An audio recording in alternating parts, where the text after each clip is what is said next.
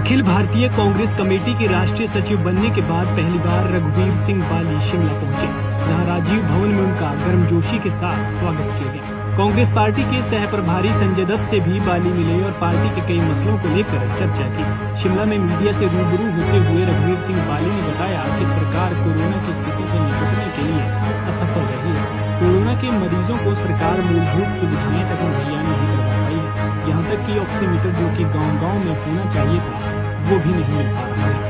सुविधाओं के अभाव में कई लोग दम तोड़ रहे हैं। हिमाचल में पॉजिटिविटी रेट देश ही नहीं पड़ोसी राज्यों के मुकाबले बहुत ज्यादा रहा है। सरकार के कुप्रबंधन की वजह से लोगों को वैक्सीन नहीं मिल रही है, जबकि कांग्रेस पार्टी ने सांसें हैं तो संसार है जैसी मुहिम चलाकर गाँव-गाँव में कोरोना पीड़ितों को मदद पहुँचाने का काम किया है, क्योंकि लोगों की जिंदगी पहले है। यदि जिंदगी रहेगी तभी संसार चलेगा। उन्होंने कहा कि जनता महंगाई, बेरोजगारी व पेट्रोल डीजल की आसमान छूती कीमतों से त्रस्त है, लेकिन केंद्र सरकार हाथ पर हाथ धरे जनता पर अनावश्यक बोझ डाल रही है। बूथ स्तर पे हम पार्टी को और मजबूत कर सकते हैं। इलेक्शन आने वाले हैं, इलेक्शन आने से पहले सोचना और उसकी रणनीति बनाना बहुत जरूरी है।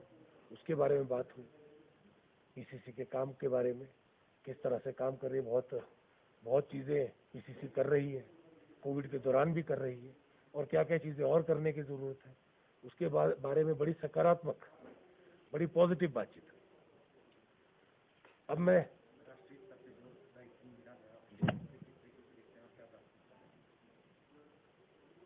ये राष्ट्रीय स्तर पे दायित्व जब भी आपको मिलता है, बहुत सारी जिम्मेवारी लेके आता है। एक तो जिम्मेवारी हुई है बहुत बड़ी, आपको राष्ट्रीय स्तर पे एक काम करने का मौका है, और अब अलग प्रदेश में जाके काम करने का मौका है।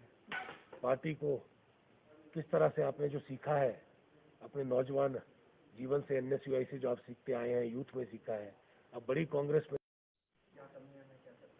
देखिए, मेरी बात उनसे बड़ी पर्सनल हुई और वो मैं सार्वजनिक नहीं करना चाहूँगा, पर इतनी बात मैं आपको ज़रूर बताना चाहूँगा कि पार्टी बहुत मेहनत कर रही है, अपना काम कर रही है। कोविड के दौरान हर चीज़ में मनाही है, तभी हमने मास्क पहना है, तभी आपने मास्क पहना है। पार्टी के पास साधन और जो सिस्टम है, उसके बावजूद पार्टी वो चीज़ नहीं कर पा रही है। कोई भी पार्टी नहीं कर पा रही है, क्योंकि नियम नहीं तोड़ना चाह रही है, नियमों की पाबंदी है।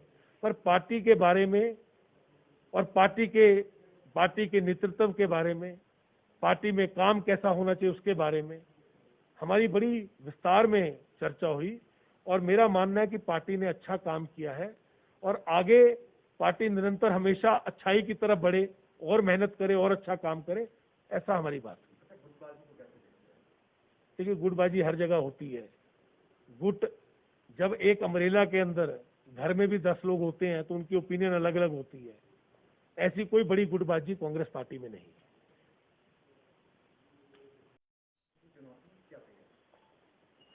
देखिए, 2022 से पहले जो उपचुनाव होने हैं, उसके लिए जब चुनाव आएंगे तो पार्टियां लड़ेंगी। आज की तारीख में तैयारी निरंतर, आपके जब चुनाव होते हैं तो बूथ स्तर पे तैयारी हो रही होती है, कंस्टिट्यूएंसी में तैयारी हो रही होती है, पार्टी भी तैयारी करती है। पर हमारा जो इस टाइम केंद्र बिंदु है वो कोविड है, क्योंकि अभी आप देखिए, कोविड कहीं पे भी खत्म नहीं हुआ। पिछली बार भी ये लहर आई थी, उसके बाद जो त्रासदी है वो उससे 1000 गुना ज्यादा हुई। चुनावों को जरूर देखा जा रहा है, 3 चुनाव बहुत अहम है, उनके ऊपर लड़ेंगे भी। जब आएगा, जब लड़ने के लिए लगा ही देंगे। जिन प्रदेशों में कोविड चल रहा था वहां भी इन्होंने चुनाव कराए। इन्होंने कहा कोविड को जो होना है होता रहे, लोगों के जीवन को जो होना है होता रहे, चुनाव होने चाहिए। चुनावों में लाखों की भीड़ भी की, चुनावों में हर नियम को तोड़ा, उसके बाद भी हर चीज पे कॉम्प्रोमाइज किया, चुनाव कराए। तो अगर ये चुनाव डालेंगे कि चुनाव होने हैं तो चुनाव लड़ेंगे और उसका रिजल्ट भी आएगा। पर प्राथमिकता कोविड है और प्राथमिकता लोगों का जीवन है, उनकी जिंदगी है। जिम्मेवारी, जिसका स्लोगन ये है, क्योंकि हमारे लिए जीवन सबसे जरूरी है, लोगों की जिंदगी सबसे जरूरी है। आप सबकी जिंदगी, हम लोगों की जिंदगी, अगर ये जिंदगी होगी तो आगे कुछ चलेगा। अगर जिंदगी नहीं होगी तो कुछ आगे नहीं चलेगा। इन्होंने लुभाने वाले वायदे करने की बात की है, इन्होंने सिर्फ गप्पे मारने की बात की है, इन्होंने सिर्फ बड़ी बड़ी बातें करने की बात की है, बड़े बड़े बोर्ड लगाने की बात की है, पर जो नेट रिजल्ट आया है वो ये है जो देश ने देखा है कि लाखों लोग नदियों में डूबते हुए शरीर आ रहे हैं। ऐसा कभी देश ने ना सोचा था ना देखा था। कहीं ना कहीं सिर्फ ये सरकार नहीं, भारत की सरकार फेल हुई है। आज कोविड के इंजेक्शन लग रहे हैं और कोविड के इंजेक्शनों के अंदर आज इतनी बड़ी फेलियर हुआ है गवर्नमेंट का कि गवर्नमेंट के पास इंजेक्शन नहीं है, वैक्सीन नहीं है केंद्रों के अंदर लगाने के लिए। ये कितना बड़ा फेलियर है। और कोविड के इंजेक्शनों के जो पैसों के ऊपर इन्होंने कभी कोई पैसे का कोई इंजेक्शन 1300 का लग रहा है, कहीं पे 1200 का लग रहा है, कहीं पे 1100 का लग रहा है और कहीं पे 1400 का लग रहा है। आपको पता है इस चीज का? मैं आपको बताता हूं थोड़ा डिटेल में। कोवैक्सीन है, कोवैक्सीन का रेट सरकार ने कर दिया 1410 रुपया, मैक्सिमम ले सकते हैं 1410 रुपया। आप जाइए प्राइवेट अस्पताल में, जिसका सरकार ने 1410 रुपये रेट रखा है वो 1200 का फोर्टिज में लग रहा है। वहीं वो इंजेक्शन 1300 का किसी और अस्पताल में लग रहा है। तो आपकी जब कैपिंग होती है तो एक एमआरपी तय किया जाता है। ऐसा नहीं होता कि किसी जगह किसी रेट का लगता है, किसी जगह किसी रेट का लगता है। तो इस जगह पे ये सरकार पूरी तरह से फेल हुई है। मैं आपको आपके माध्यम से चाहूंगा कि लोगों को पता चले, लोगों को इस चीज का वो अध्ययन भी करें, सोचें भी इसके बारे में कि किस तरह से सरकार ने लोगों को अपने आप छोड़ दिया है कि अपने ऊपर जीना है तो जिए और अगर कुछ होना है तो हो जाए। तो अपने आप ही लड़ना पड़ेगा, कहीं ना कहीं इसको उठाना पड़ेगा, लोगों को समझना पड़ेगा, ऐसा मेरा मानना है। देखिए, मैं ये जरूर बोलना चाहूंगा इसके लिए मुझे थोड़ा सा वक्त दीजिएगा। लोग परेशान हैं, हताश हैं, त्रस्त हैं। महंगाई को लेके कोविड काल में जिस तरह से आप देख रहे हैं कि महंगाई चरम सीमा पे पहुंची है। आज आप सरसों का तेल ले लीजिए, आप अनाज ले लीजिए, आप पेट्रोल डीजल की कीमत ले लीजिए, आप रोज के जो साधन जो लोग रोज आने की जिंदगी में, रोजमर्रा की जिंदगी में जीते हैं और उसके लिए जो चीजें उनके लिए अनिवार्य हैं जीने के लिए, वो सब चीजें महंगी हो गई हैं। और वो उस दौरान हुई है जब लोगों को सबसे ज्यादा सरकार से अपेक्षा, सबसे ज्यादा सरकार से जरूरत थी, सरकार को उनके साथ खड़े होने की जरूरत थी। जो वायदे किए गए थे कि अच्छे दिन आने वाले हैं, वो अच्छे दिन तो नहीं आए, ऐसे दिन जरूर आ गए जिसमें लोग त्रस्त हो गए, परेशान हो गए, मजबूर हो गए।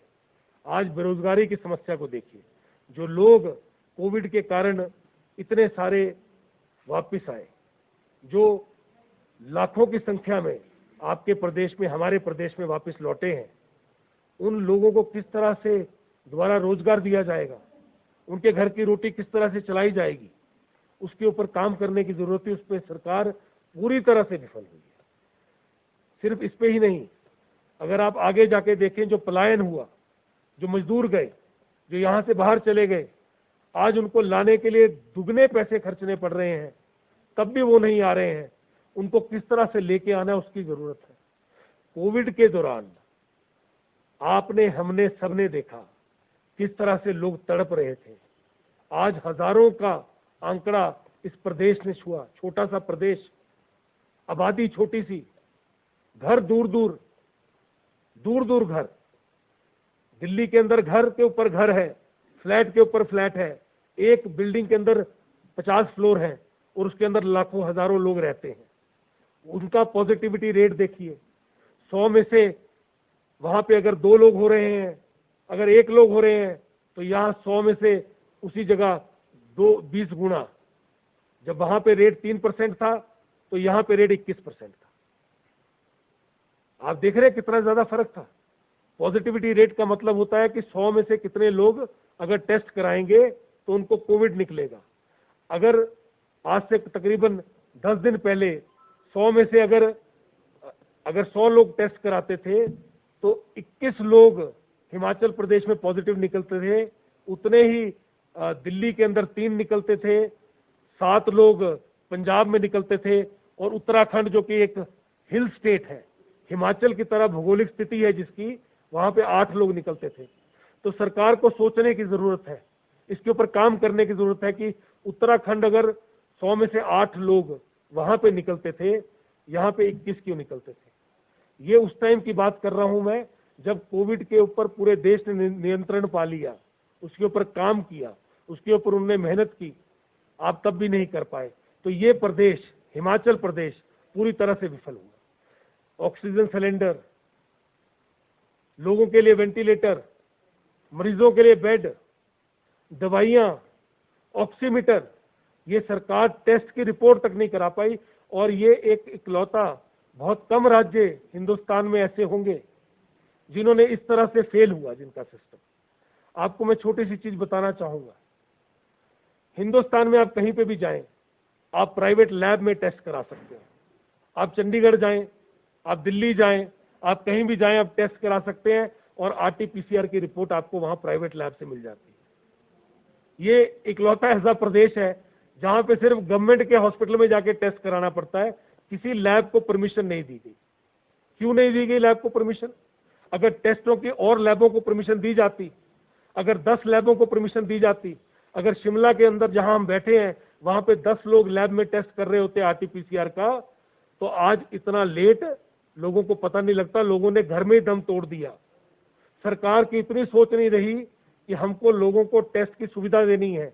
चलो टेस्ट नहीं करा पाए, आपको गवर्नमेंट ने कहा था, एक मापदंड बनाया था, उसमें कहा गया था कि अगर 95 से नीचे ऑक्सीजन लेवल जाता है, 93 जाता है, तो वो एक ऐसी स्थिति होती है कि आपको डॉक्टर से संपर्क करना है। अगर 90 से नीचे चला जाता है तो आपको हॉस्पिटल में भर्ती होना है। आपने ऑक्सीमीटर क्यों नहीं दिए? आपने लोगों को वो सुविधा क्यों नहीं दी जो आप दे सकते थे? आज कांग्रेस पार्टी इतना बड़ा मुहिम चला रही है, सांसें हैं तो संसार है के माध्यम से, जिसमें वो हर पंचायत में ऑक्सीमीटर दे रही है, ताकि अगर कोई ऐसी घटना दोबारा से पंचायत में हो तो उनके पास पंचायत में ऑक्सीमीटर हो, पंचायत में PP किट हो, पंचायत में मास्क हो, पंचायत के अंदर सैनिटाइजर हो, पंचायत के अंदर दवाइयां हो। हर पंचायत हिमाचल प्रदेश की, उसके अंदर एक किट पहुंचाई जा रही है, जिस किट का नाम है सांसें हैं तो संसार है। पंजाब केसरी के लिए शिमला से योगराज शर्मा की रिपोर्ट।